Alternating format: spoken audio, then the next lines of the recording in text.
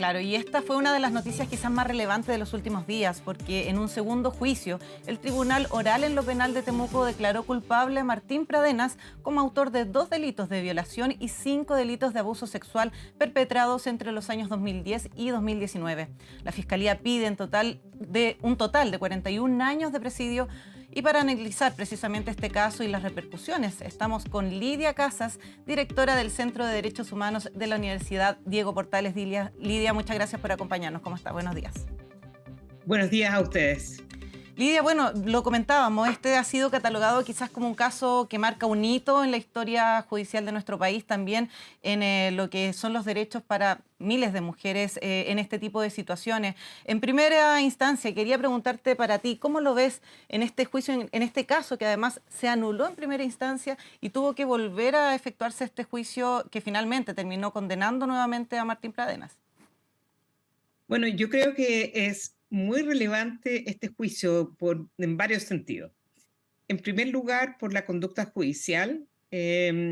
Los jueces están convocados, jueces y juezas, están siempre convocados a tener un comportamiento en donde hacia la comunidad, hacia las personas que ellos están sometiendo a un juzgamiento, que tengan claridad sobre su imparcialidad. Y por lo tanto, quiero dejar establecido que es correcto haber invalidado este juicio, porque va a asombrar dudas respecto o no de la imparcialidad que hubiera podido tener el tribunal. Entonces, quiero dejar eso establecido porque es bien importante para las personas entender esto. Claro, y En Lidia, segundo recordemos que esto lugar, fue para también dar contexto, porque habían habido mensajes en redes sociales, manifestaciones de uno de los jueces que ponía en duda su imparcialidad precisamente, y es eso lo que lleva a la anulación de este primer juicio. exactamente. Entonces, uno tiene que tener un poco una distancia. Eso no quiere decir de que los jueces, las juezas no tengan una opinión sobre un montón de temas. Y la violencia contra las mujeres es una cuestión que está instalada como una necesidad de sancionar aquellas conductas que cualquier tipo de personas cometan. Y el tribunal, en el primer caso, determinó unánimemente de que este señor Pradenas era culpable. Entonces, esa no es la discusión. Y en el segundo caso se reitera claramente la, una sentencia condenatoria. Estamos esperando en realidad, digamos, la sentencia en concreto, hemos escuchado el veredicto, sobre los alcances de este juicio. ¿Por qué es relevante? Uno, porque no hubo de ninguna manera una cooperación eficaz de parte del imputado hoy día condenado. Hubo más bien ocultación de información. Tres, es una persona que gozó de poder, no solamente el poder que pudiera haber con sus víctimas o las sobrevivientes, sino también un poder que va más allá de lo simbólico, es un poder real que tiene una persona dentro de una comunidad y que durante años ha estado viviendo en un marco de completa impunidad. Y todos los delitos que él ha cometido a lo largo de los años finalmente se cobran en el sentido no, digamos, de venganza, sino de poner a disposición de la justicia a alguien que ha creído constantemente que puede violentar a las mujeres sin ningún costo. Entonces, ahí hay una fuerte mensaje. Y por eso creo que es importante, o sea, porque hay formas de violencia que eventualmente van a llevar a las víctimas a vivir, digamos, una vida en silencio, también consecuencias más graves, como en este caso, digamos, Antonia, que Claro. termina suicidándose. Pero la sensación que tiene que quedar en la comunidad, que hay personas que teniendo el poder económico, político, el que sea, se sienten con completa impunidad respecto de los hechos.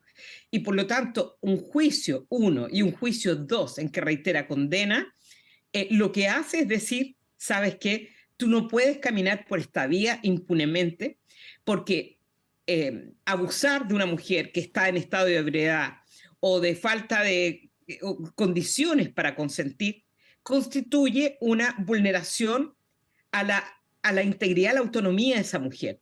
O sea, cuando es no, es no. Claro. Pero cuando ese no se da en un contexto, o ese comillas, comportamiento, se da en un contexto en que las mujeres no pueden realmente, o cualquier otra persona en realidad, no puede consentir, es no. Sí, Lidia. Y eso es lo que hoy día tiene que estar al centro de la discusión. Claro, y precisamente por eso también se valora tanto esta sentencia. De hecho, la ministra de la Mujer valoraba que fuera un juicio que se haya tomado con perspectiva de género, por lo que tú señalas, cuando muchas veces se carga sobre la víctima la responsabilidad de haber sido víctima, en este caso de un abuso sexual, y también la importancia de que por este caso de Antonia Barra se conocieron denuncias de personas que habían sido abusadas anteriormente y que, como tú dices, muchas veces no se atreven a denunciar porque tenían el miedo de que no se tomaran las medidas, de que no se les creyera o que se les pusiera en tela de juicio. Entonces, este juicio en particular también tiene ese factor de la perspectiva de género.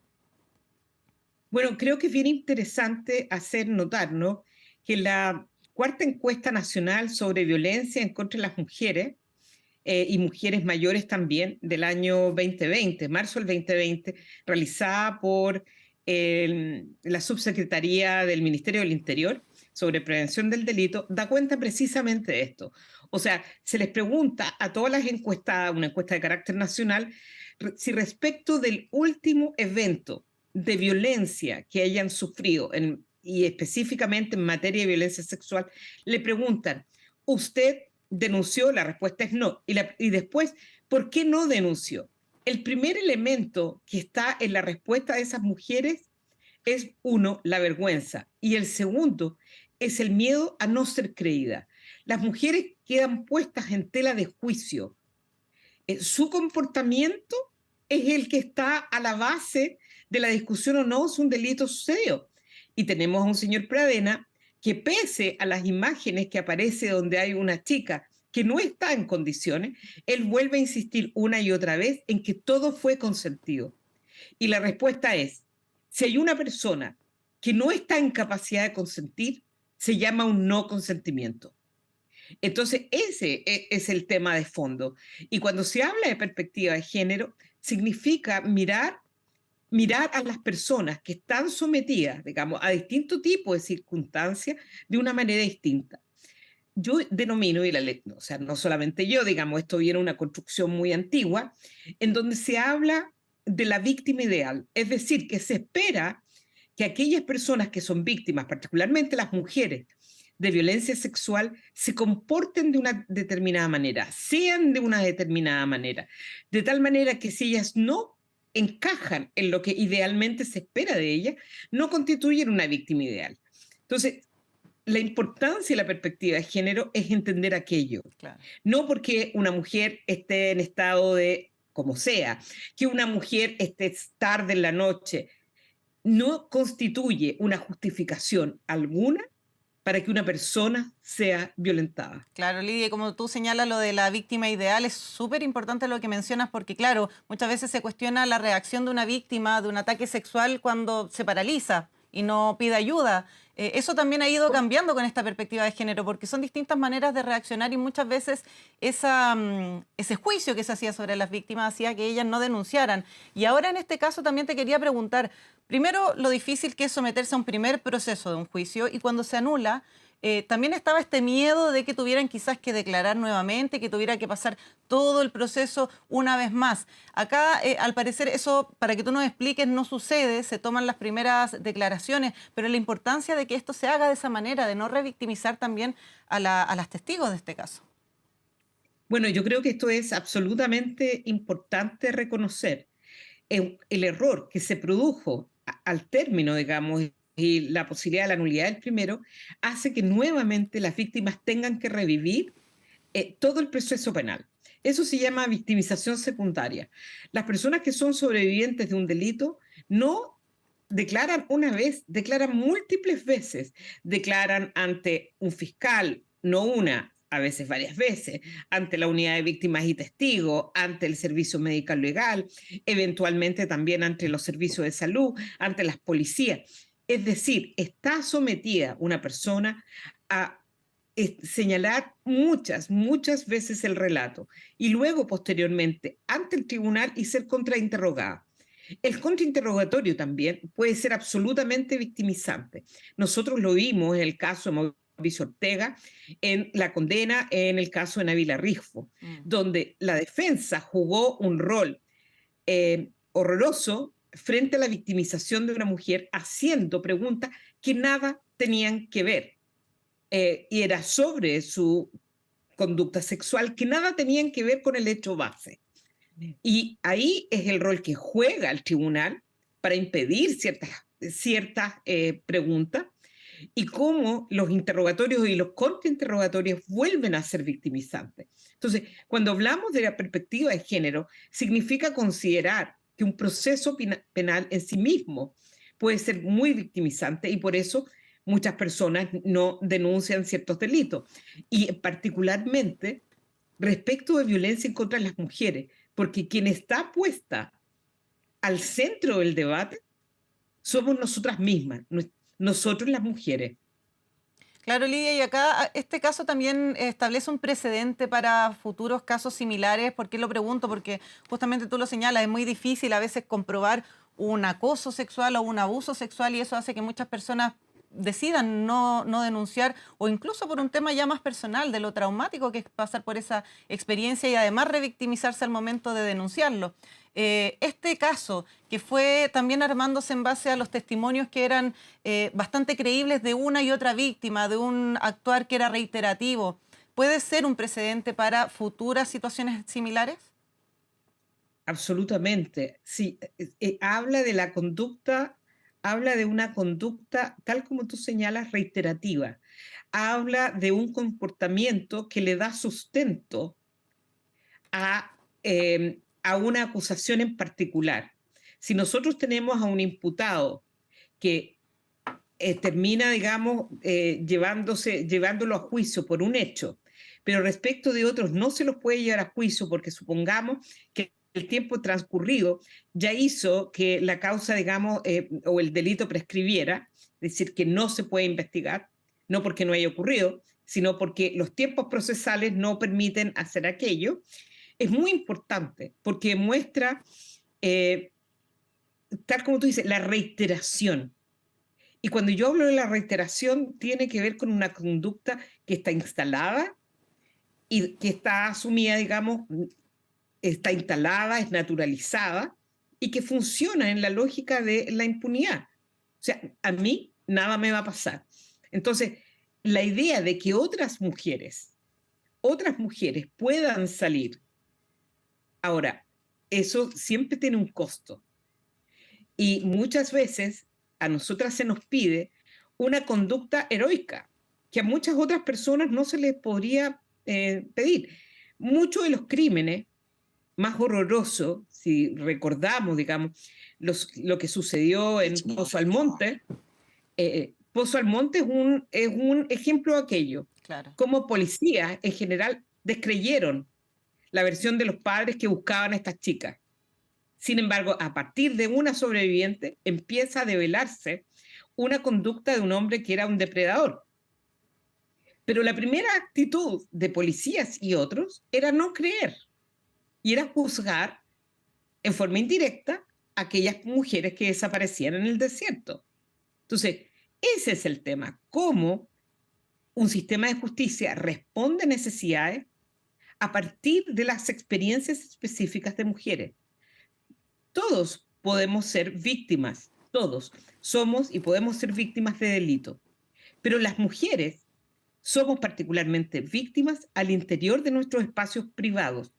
No es el desconocido, es el que nosotros conocemos. Y precisamente por conocerlo, por tener relaciones de afectividad, por tener hijos con esa persona, hace mucho más difícil la denuncia. Porque hay otros lazos, que es muy distinto cuando alguien me roba en la calle y yo no tengo ninguna relación de afectividad, ningún tipo de conexión. Esto hace que una víctima tenga mayores dudas, tenga que sopese mucho más las consecuencias de una denuncia en este caso. Y Lidia. esto pasa tal como tú dices, en todo tipo de casos en que las mujeres somos víctimas de violencia de género. Sí, ¿no? Y ahí también acotar la importancia del trabajo que se ha ido haciendo justamente con las policías de ir haciendo estas capacitaciones de perspectiva de género, de derechos humanos para tomar este tipo de denuncias, para que no ocurra lo que tú señalabas con el denominado psicópata de alto hospicio que conocimos hace ya un par de décadas atrás, y que las personas que sufren este tipo de situaciones también puedan sentirse acogidas al momento de denunciar. Lidia, también te quería preguntar, el 28 de julio se va a conocer la sentencia. ¿Cuántos años va a recibir de pena finalmente Martín Pradenas? Perdón, los querellantes están pidiendo, la Fiscalía también, 41 años. ¿Qué podría esperarse en este caso? Es que es muy difícil poder establecer. Yo creo que va a ser nuevamente una pena muy alta. Primero por la no colaboración, dos por la reiteración. Eh, yo creo que va a ser una condena alta, pero yo no podría, digamos, señalar cuántos años. Uno podría suponer que va a ser la misma cantidad quizás de años de la condena anterior. Ese podría ser absolutamente posible. O quizás incluso más alta, dado, digamos, las otras consideraciones que se tuvieron a la vista en todo este periodo. Lidia, también algo que quizás fue una segunda consecuencia de este juicio, porque ya vimos lo que ocurrió acá, se sienta un precedente, un fallo con perspectiva de género, pero también esto motivó la ley Antonia, que es una ley que no existe tampoco en muchos países y que acá en Chile ya surgió a raíz de este caso. ¿Qué nos puedes decir tú? ¿Cuál es tu opinión sobre que se avanzara en esta ley? Bueno, dos cosas que me parecen muy importantes señalar. En primer lugar, siempre hay respuestas que van respondiendo a cierta contingencia. Esas leyes muchas veces en realidad son más bien, que no se me malentienda, como simbólicas, en que el poder legislativo responde a una situación. Sin embargo, en este caso funciona porque la víctima se ha suicidado y en efecto, digamos, es importante. Pero la mayoría de las víctimas no se suicidan. Y lo que uno tiene que pensar en que cada una de las leyes que nosotros tenemos, y tenemos muchas, sean efectivas. La respuesta del derecho tiene que ser a implementar, a desplegarse de tal manera. Pero la ley se despliega a través de la conducta de todos los operadores de justicia. Uno, y en primer lugar, está la policía. La policía tiene que hacer un buen trabajo, muy buen trabajo, de acogida, de recoger adecuadamente las denuncias, de proteger adecuadamente. Luego de los fiscales y las fiscalas de investigar los casos. Y luego, y por último, digamos, de sancionar a aquellos responsables cuando se ha establecido esa responsabilidad penal. Entonces, pensar siempre que la gran respuesta son modificaciones legales es de alguna manera un espejismo, porque las Antonias, afortunadas, desafortunadamente, afortunadamente creo, son las menos. Y lo que uno tiene que esperar es que el sistema de justicia responda a las actuales consideraciones. Y el sistema de justicia, tal como yo sostengo, no es solamente los jueces. La cantidad de casos que llegan finalmente a ser definidos en sede jurisdiccional con una sentencia son muy pocos. Muchos casos se caen muchas veces antes, como en violencia intrafamiliar, en violencia doméstica, donde ni siquiera la policía, pese a que sabe dónde está el sujeto, ni siquiera lo puede notificar. Entonces, Claro. ese es el tema, es la implementación de las leyes y las políticas públicas que nosotros como Estado podamos desplegar para asegurar una vida libre de violencia. Exactamente, Lidia. Leyes que ya sancionan cuando el delito se cometió, pero también políticas públicas que apunten a que ojalá no se lleguen a cometer estos delitos. Lidia Casas, directora del Centro de Derechos Humanos de la Universidad Diego Portales, muchas gracias por acompañarnos esta mañana. Muchas gracias a ustedes también. Buenos días.